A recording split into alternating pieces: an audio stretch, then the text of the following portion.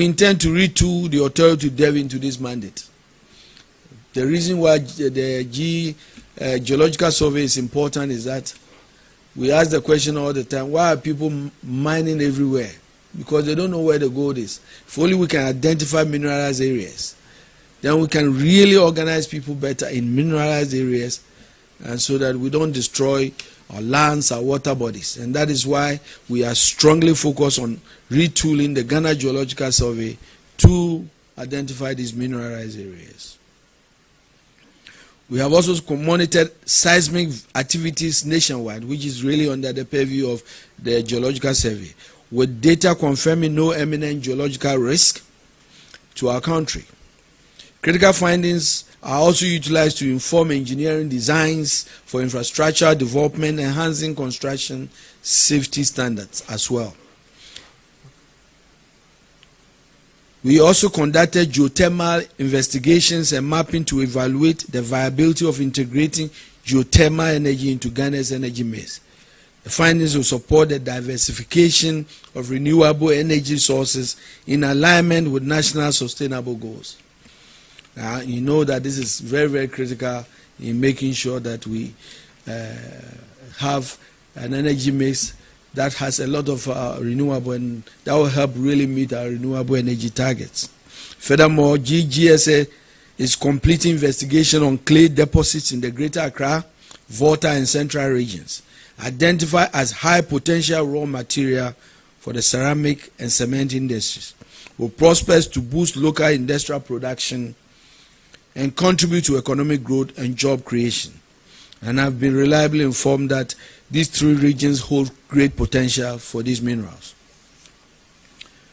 And I'll move to the Lands Commission on Land Administration and Management. As part of the reset agenda to ensure that the administration of lands reaches the doorsteps of every Ghanaian, the Lands Commission has been instructed to decentralize its operations to all districts across the country. I'm happy to announce that 90 new district offices in underserved areas have been so far identified. It is expected that by the end of this year, every district will have Lands Commission office.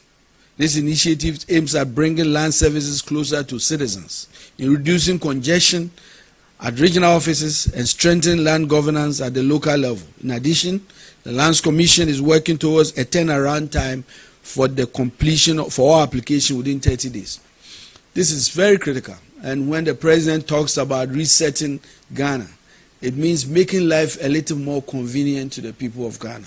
There is no point in anybody in Elembele who wants land services who have to travel to Takoradi to have land services. There's no point. And so this effort is really going to make life very convenient for the people of Ghana, save them a lot of money, and bring efficiency to the operations of the Lands Commission. But we are not stopping there. We also are very much aware of delays and all the bureaucracy at the Lands Commission, of giving a target of a 30 days turnaround time for all applications. And I believe Professor Usu and his team are working very hard to meet this target that has been set for them. The ministry has also established a committee to conduct comprehensive review of all public land allocations to enhance transparency, accountability, and alignment with the national development priorities. The committee who is looking into this is expected to finish its work and bring its report by August next month.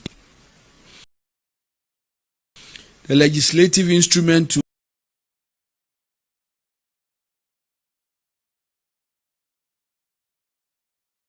also fully operationalize the Land Act 2020 at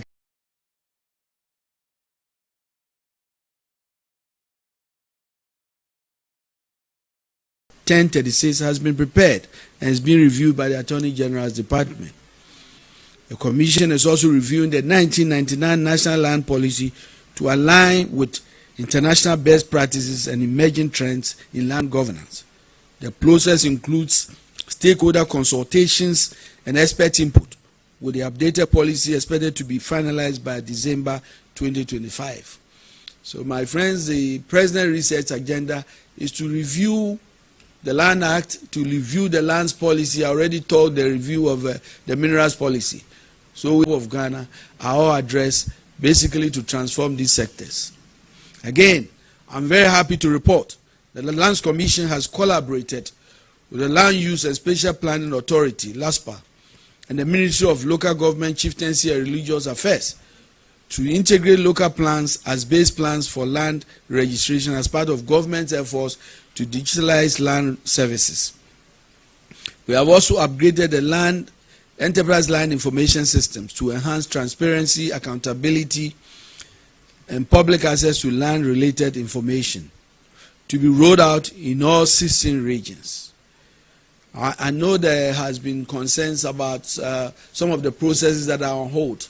I'm very happy to report that we are working very hard with the review of the committee, and I believe that as soon as those reports are made ready, and the President will lift that ban for all those areas. But we must necessarily do that in the interest of the people of Ghana.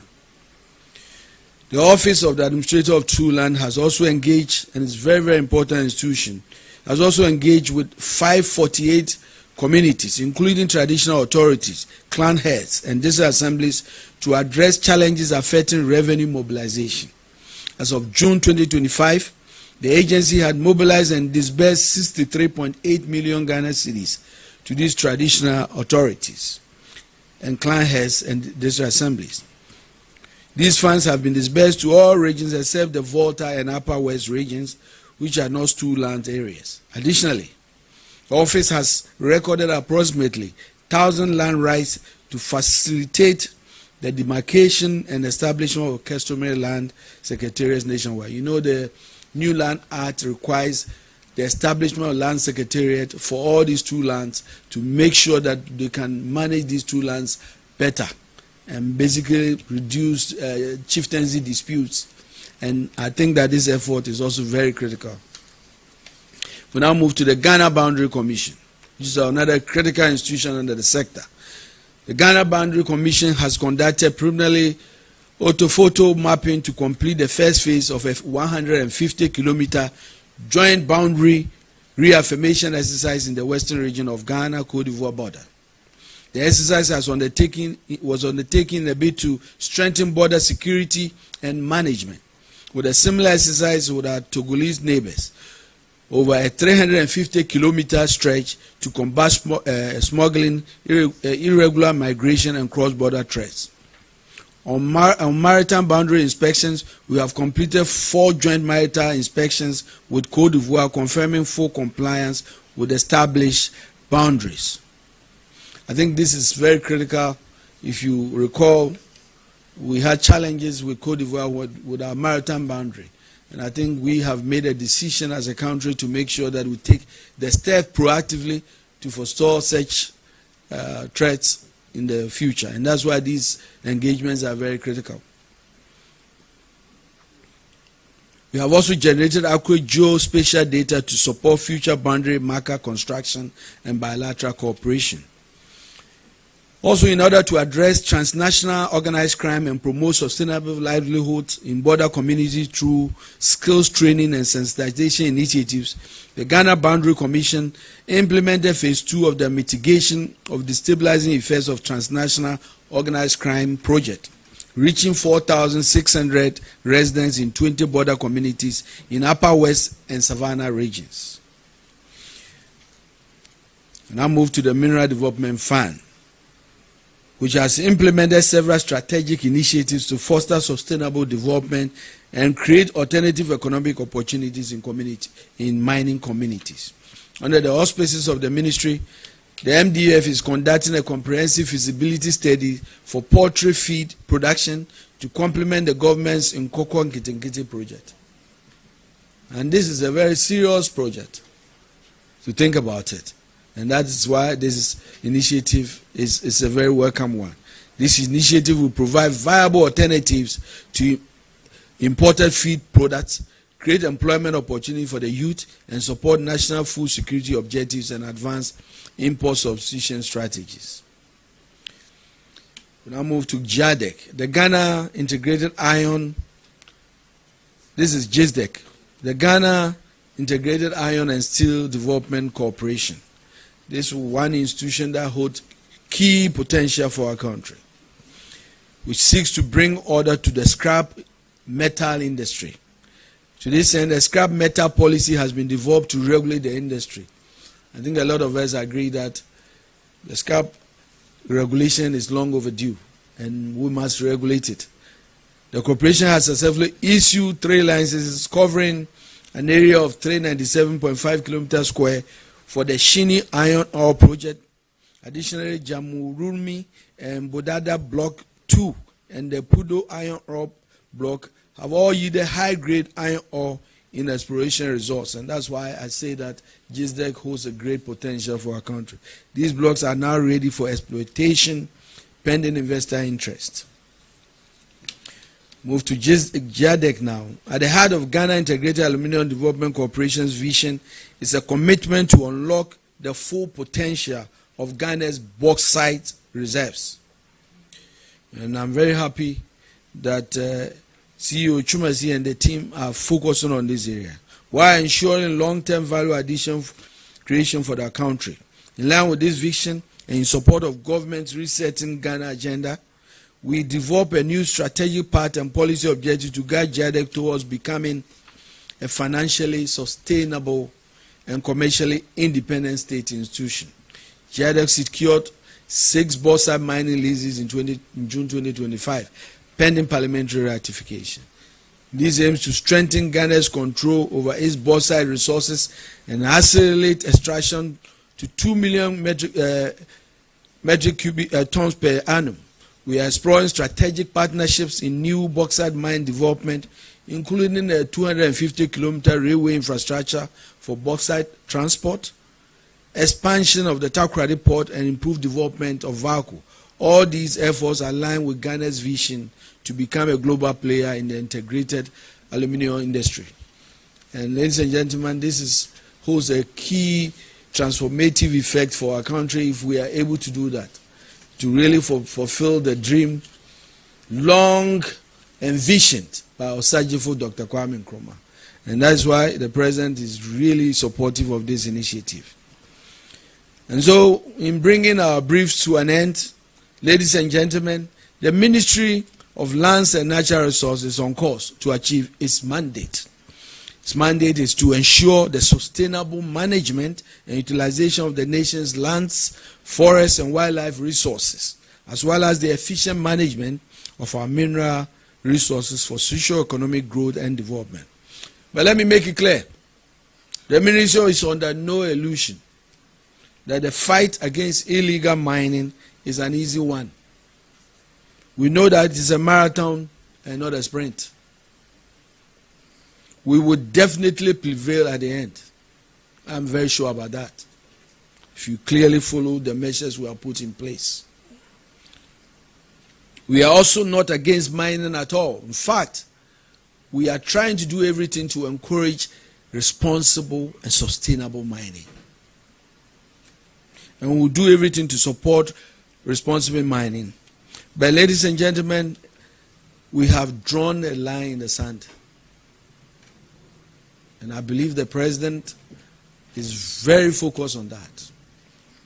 We have drawn a line in the sand and we will fight against irresponsible, reckless mining activities that endanger our very lives. Let me also assure the good people of Ghana that we are steadfast, we are committed, and focused on winning this fight of our lifetime. And with the political will and support of His Excellency President John Dramani Mahama, and I have to tell you, we get that assurance on a weekly basis. When key ministers that he has set up are meeting with him on a weekly basis to address the progress we are making. This is how serious he takes this fight. We will ensure that our water bodies are turned blue, that our forests are turned green, and our environment is restored and preserved for posterity. I therefore call on all well-meaning Ghanaians and other partners to join us in this fight to save the soul of our country. I thank you, and may God bless our homeland, Ghana. Welcome. All right. Thank you, Honorable Minister, for that crisp but detailed presentation. So the floor is opened at this time for questions from the media on the presentation that has been made or any matters relating to the lands and natural resources sector or Galamsey. Komla Kluche, I work at TV3.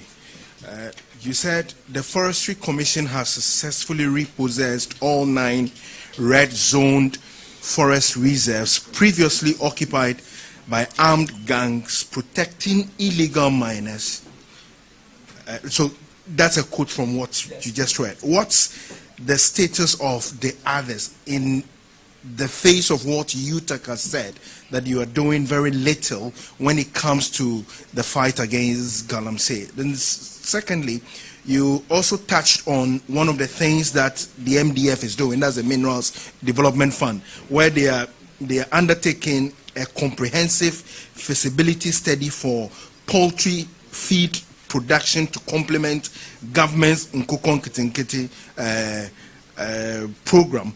I want to find out, and you can educate me, is this part of the mandate, and to what extent is this also supposed to be part of the CSR for the MDF? Thank you very much. No, we'll 5 questions. And this round, after which we'll come back. Yeah. Okay, I am Akosi Awotre. I work with City FM Channel 1 TV. Honorable Minister, I want to find out from you. On July 10, you gave clear orders for EMP and Azuma Resources to within 7 days resolve the impasse. I want to tell you that it's 13 days, and we want to know what the status is. Secondly, in October 2020, His Excellency, then presidential candidate, gave orders that should he win, he was going to ensure that jailed miners are freed.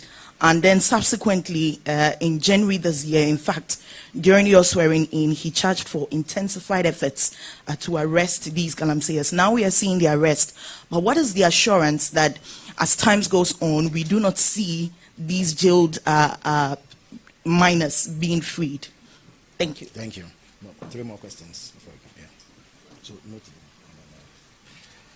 my name is Shadrach Odamejare, Metro TV. Honorable, my question is on land, again, under the Lands Commission details you gave. I think before this government came into power, there were alleged cases of previous functionaries stealing or improperly taking lands. What is the roadmap, or what has happened to this issue? And then also, there were cases of extortion at the Lands Commission before this government came into power.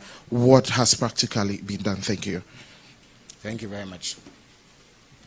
Yes, my name is Wisdom Hedejumi. I work with TVXYZ. Still on the Lands Commission. A 2019 report showed that the Lands Commission is one of the most corrupt institutions in the country. I just want to find out, with all of these that's been said, what is the ministry doing practically to ensure that the lives of the staff of the Lands Commission is made better so they stop this corrupt act, if that's it to say?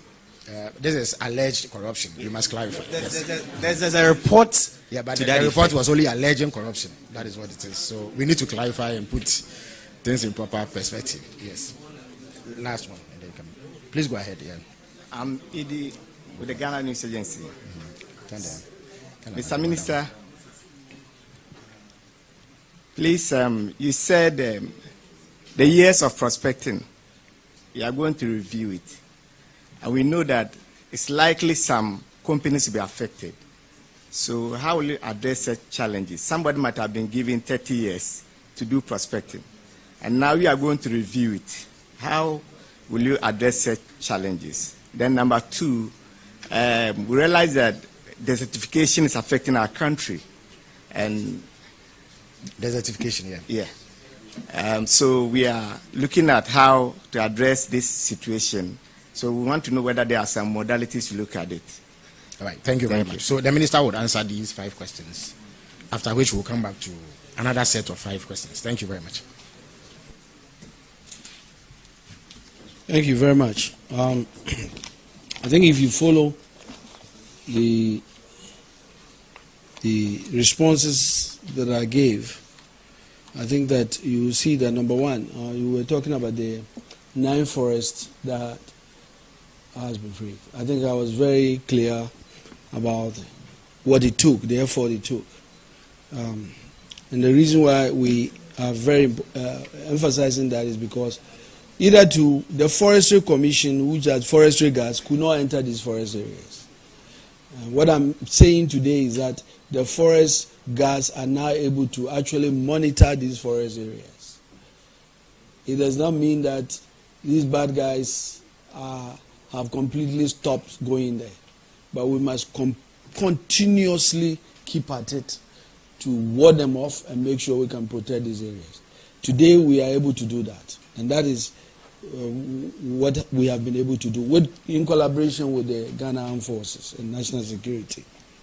The MDF is an institution that's mandate is to supervise the allocation of mineral funds to the mining districts in the country. That they have 20% after the distribution, and that 20% is to basically to be used to really enrich the lives of people in these mining areas. So it is really within their mandate to do that.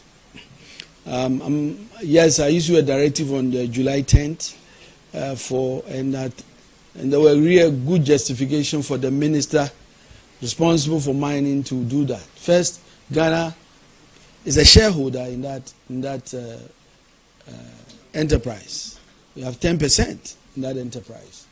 Any delay in continuing the exploitation of that resources affects the people of Ghana directly in terms of revenue, taxes, and empowering the people in those areas.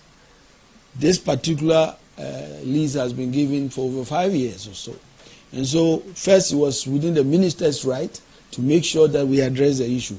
But I'm happy to inform you that after that letter, these two companies have really made progress. In fact, I received a letter from Azuma Resources informing me that they've reached very conclusive agreements with the EMP. And that should tell you that I think those in it, that letter really has impact. I think the Attorney General will be taking his turn. He will have the chance. I think, let me be very clear, it's a policy to make sure we draw the line into sectors. And I'm a very capable of Attorney General. I'm sure when he comes, we will talk about any freeing of any prisoner. The Lands Commission, I think I talked about, there were issues about lands, loots, state lands and all of that. And that's exactly why we set up the Land Review Committee to review all of these issues. And I'm very happy to tell you that they've been giving me updates and we are making a lot of progress. I think in my statement I stated that their report should be ready next month in August. And I believe that we will inform the people of Ghana accordingly. The Lands Commission allegedly being the most corrupt. I think when I went to visit the Lands Commission, I also stated those public sentiments. But that's exactly why we are doing what we are doing. You know, do you know how we keep people honest? Technology. Make sure we can basically digitalize processes. Make sure we can decentralize processes so that people are not, the whole Ghana is not traveling to Greater Accra. And then there will be too much lines and one person becomes God. That is why I'm making sure that Lands Commission offices in every district. And then making sure that we push for the digitalization of their services. And make sure that it's convenient and easy. And that is why we've given the directive for a 30-day turnaround. I believe with the combination of all of this, we will see a very effective Lands Commission in Ghana.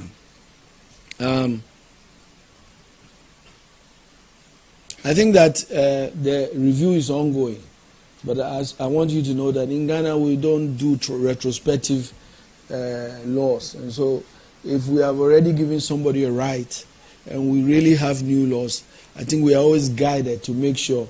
And that's why this place is a place where investors always come to Ghana to invest. We will not jump on them and throw anything at them, certainly where they are not going to be aware of it. And so some of those agreements are really, sanctified, and we are going to respect that. But going forward, exactly what are the things that we can do to really empower the people of Ghana and make sure that the resources of Ghana, all of the things we are doing, if you look at the Mining Act and the things I've said, are basically putting Ghanaians at the commanding height of our industry, empowering the people of Ghana. This was the vision. So the vision of our founders, that we must get to the point where the people of Ghana are the real beneficiary of these resources. And I believe that me and you, our time, we must make sure we push. And this is what the president is fighting for. And when the president says that he is making sure that large-scale mining companies, and I'll tell you, already just in the last 6 months, we've been able to negotiate, and just by March next year, we are going to get a mine that was 30 years old back in the hands of the people of Ghana. And we believe that that is in the right direction. And that's why we are doing all these reviews and policy reviews. I think that the desertification question was very important. But the Tree for Life initiative that has been launched directly addresses the issue of reforestation and afforestation. Thank you.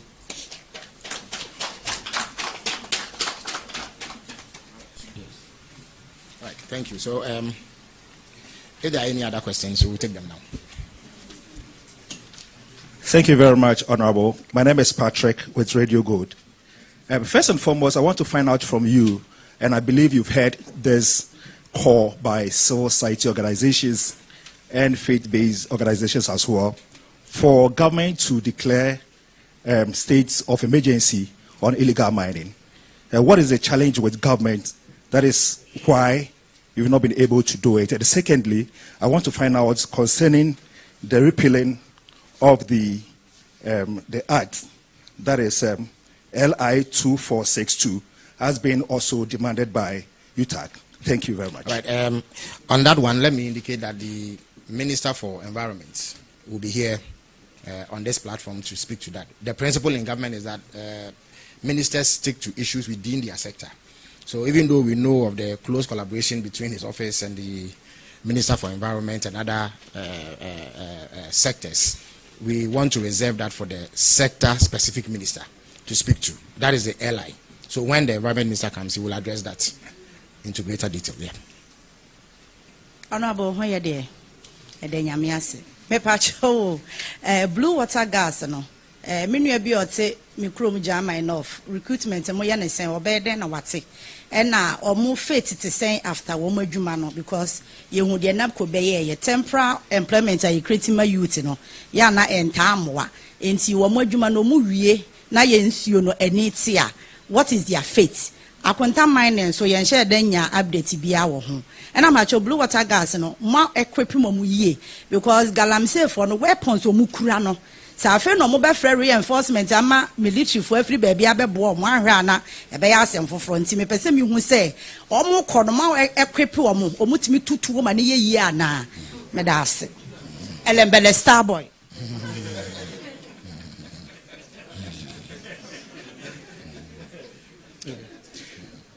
My name is Mark Swalagba. I work with Joy FM and Enjoy News. We are told that the Gold Board, between the period January to June, raked in an amount of $5